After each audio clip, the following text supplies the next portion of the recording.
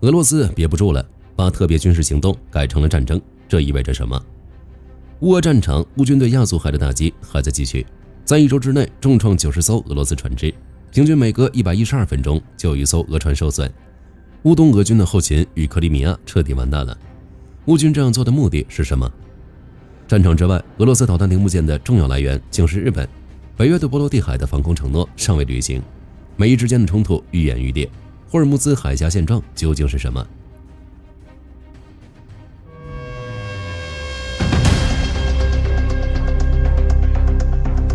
关于乌俄战争的朋友应该知道，自2022年俄罗斯全面入侵乌克兰以来，莫斯科在用词上一直有强迫症。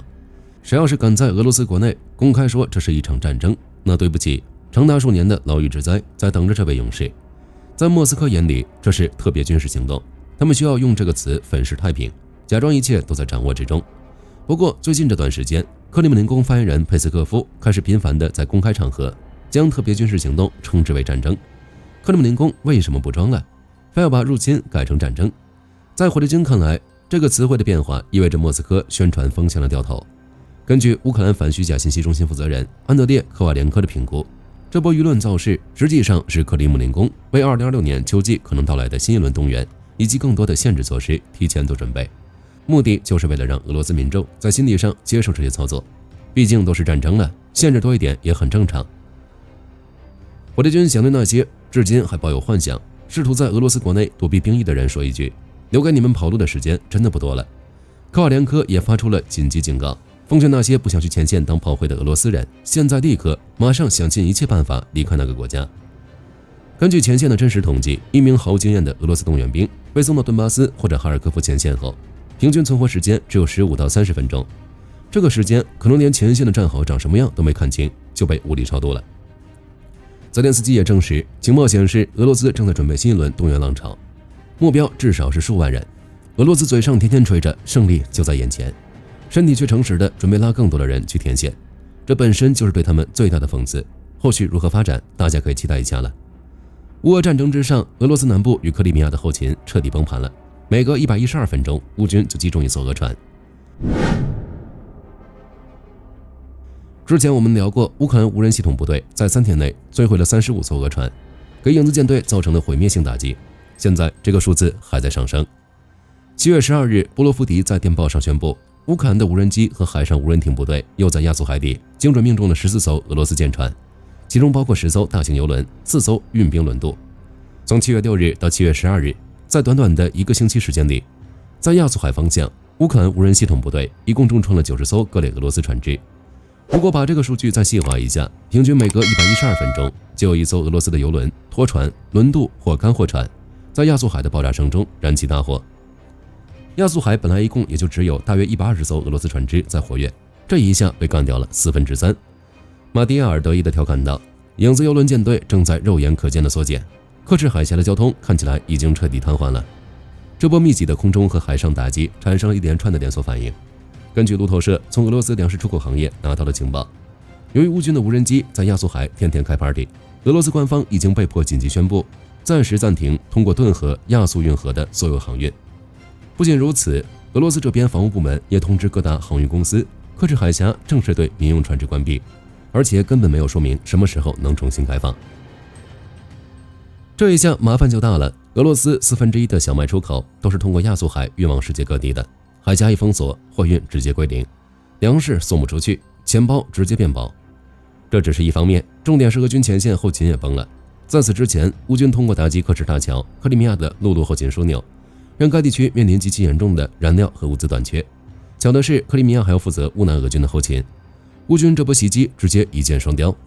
面对这种情况，俄罗斯国内的军事博主们崩溃了。一位在俄罗斯国内拥有100万粉丝的军事大 V 在频道里写道：乌克兰的空袭正在给俄罗斯西部以及所有占领区制造一场无法挽回的灾难，这很大程度上归结于我们官员不可饶恕的疏忽。因为由于官僚主义的严重惯性，我们的海军根本没有能力去保护亚速海里的舰船，他们甚至无法在本土迅速重建哪怕一个变电站或炼油厂来替代那些被炸毁的设施。我们只能眼睁睁地看着后勤被一口口吃掉，看着侵略者内部互相推诿，火力军只能对他们说好戏还在后头。后勤被切断，俄军的日子自然一天比一天难过。在斯洛维扬斯克方向，乌克兰第81独立空中机动旅给大伙表演了一场大巴赛。由于重型装甲车辆损耗殆尽，俄军在这个方向上疯狂地使用各种轻型民用车辆，包括著名的山地车、沙滩车、皮卡，甚至摩托车，来进行战术突击和前线后勤补给。这种所谓的轻兵快速渗透，在没有制空权、满天都是乌军无人机的情况下，纯粹是自杀行为。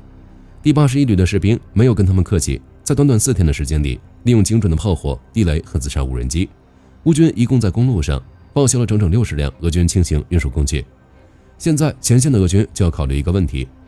到底是顶着太阳徒步走几十公里去阵地，还是做着这些铁皮玩具2分钟后变成零件？当然选哪个都帮不了他们。在北线的沃夫昌斯克战场，战斗更加残酷，也展现了乌克兰战士超凡的勇气。6名乌克兰战士挡住俄罗斯入侵3天。在以乌克兰西奇步枪兵命名的防空导弹团里，流传着一个真实故事。故事的主角叫米克拉，在战争爆发前，他本来在欧洲干着建筑工作。战争爆发后，他毅然决然地回国参军。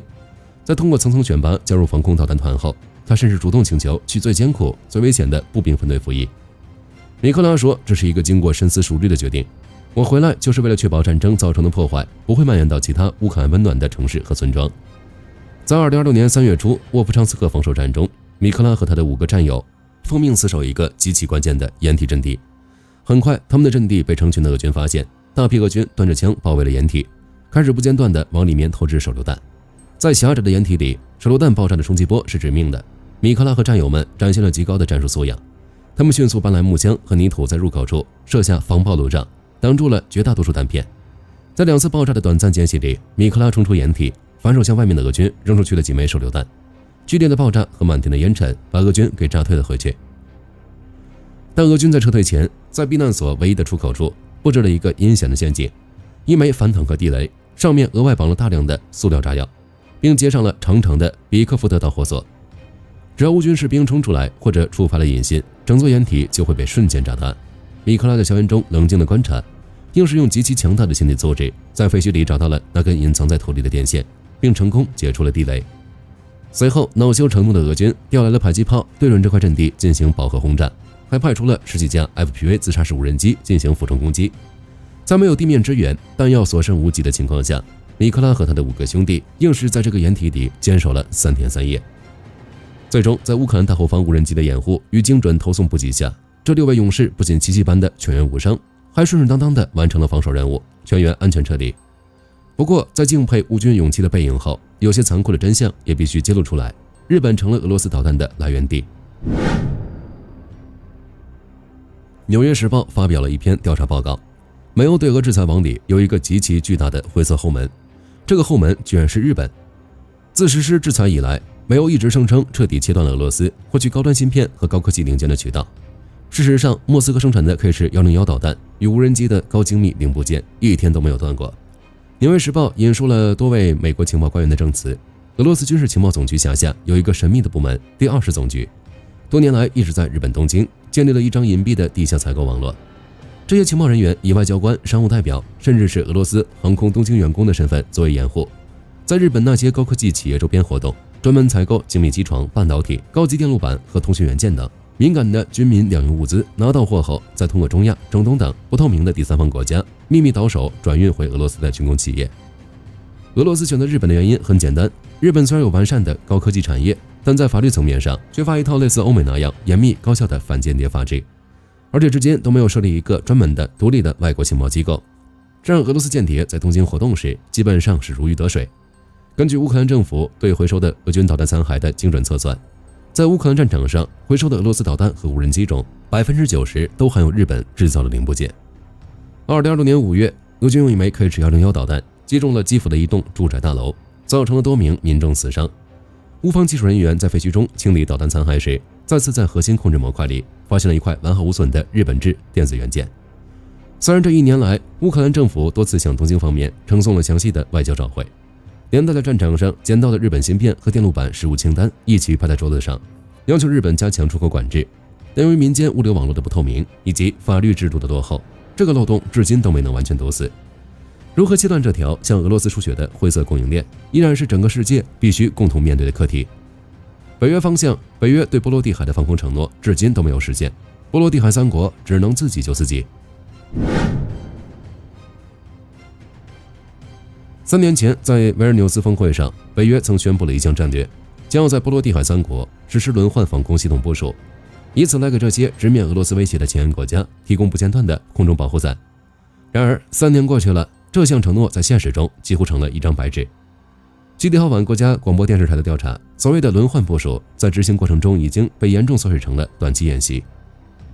在2024年，荷兰往立陶宛部署了一套爱国者，但部署的时间只有10天。到了2025年，意大利也去拉脱维亚和爱沙尼亚搞了一次类似的短暂部署，演习完就拉走了。剩下的绝大多数时间里，波罗的海3国的头顶上根本没有任何常驻能够应对中远程弹道导弹的防空系统。之所以出现这种情况，北约也不想，但是没办法。目前北约在整个欧洲东翼所拥有的防空力量仅仅达到了能够提供全面保护所需能力的5%左右，装备短缺成了北约东翼最大的问题。现有的绝大多数系统和弹药必须优先送往更需要的乌克兰前线。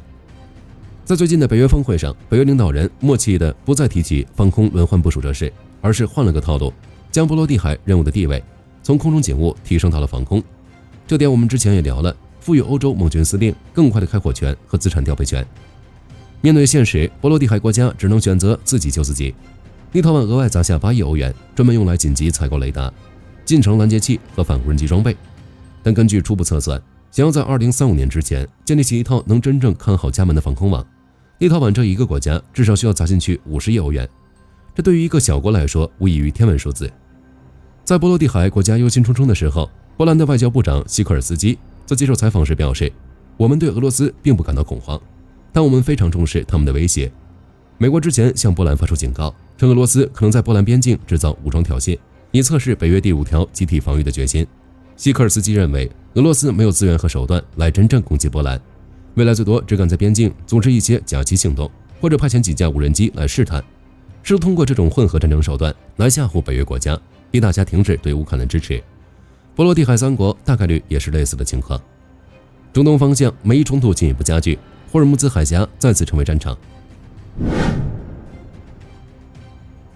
在6月17日，美国和伊朗在巴基斯坦的斡旋下，在伊斯兰堡签署了一份谅解备忘录，里面白纸黑字写着双方停战，美国解除对伊朗的海上封锁，恢复海峡的自由航行，并设定了60天的窗口期来谈永久协议。只是最近的情况大家也都看到了，双方小冲突不断。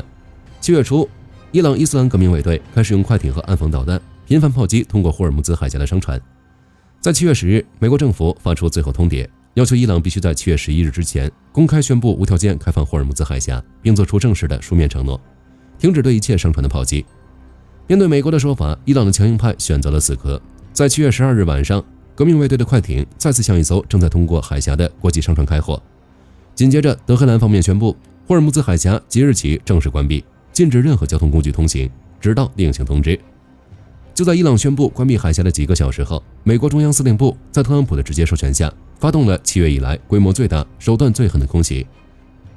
调动战机、重型无人机，并命令红海和波斯湾的海军舰艇发射大批精准制导武器，袭击伊朗境内的140多个核心军事目标。之前的袭击，美军主要还只是盯着沿海的快艇和导弹仓库，而这次第3波打击，美军直接把范围扩大到了伊朗深处的沿海雷达网、防空导弹系统、通讯指挥节点、弹药库以及革命卫队的军事后勤据点。面对美军的袭击，伊朗在7月13日发动了报复。革命卫队发表声明，其航空航天部队使用巡逻导弹和自杀无人机，袭击了美军位于约旦的哈桑王子空军基地，以及位于巴林的美国第5舰队海军基地。伊朗方面声称，袭击引爆了基地的燃料库和导弹库，给美军在中东的后勤造成了严重打击。巴林内政部也证实，基地附近响起了剧烈的爆炸声，全国拉响了防空警报。中东的炮火漫天，全世界都在担心霍尔木兹海峡是不是真的要被物理封锁。就在这个时刻，特朗普在接受 NBC 新闻的采访时表示，海峡依然安全。特朗普的原话是：门开着呢，我们昨晚刚刚狠狠地轰炸了他们，他们是一群非常愤怒且病态的人。特朗普对伊朗公然违背停火备忘录、袭击商船的行为表示愤怒。按照特朗普的想法，你想封锁海峡，我就用导弹把你的岸防炮和快艇全部炸成废铁，只要你敢露头，我就接着炸，炸到你彻底老实，主动把路让出来为止。总的来说，俄罗斯发动的入侵战争已经把普京逼入绝境，他们不得不把军事行动改名成全面战争。他们知道，在乌克兰国防军的顽强抵抗下，他们那套速战速决的谎言早就吹破了，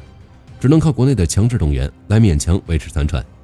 在狐狸军看来，这场博弈虽然漫长，虽然残酷，但正义与邪恶的实力天平正在以不可逆转的趋势向着自由倾斜。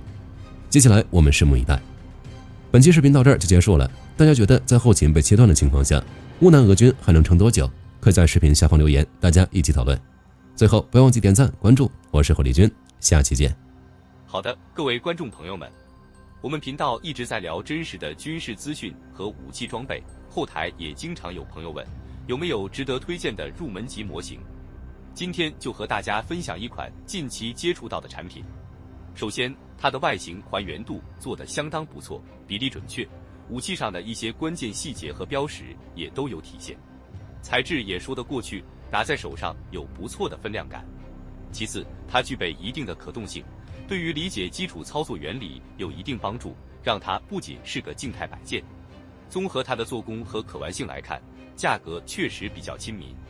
对于想入门模型收藏，或者单纯想在桌上贴一个摆件的朋友来说，是一个性价比很高的选择。商品链接已经给你们上了，感兴趣的朋友可以自行了解。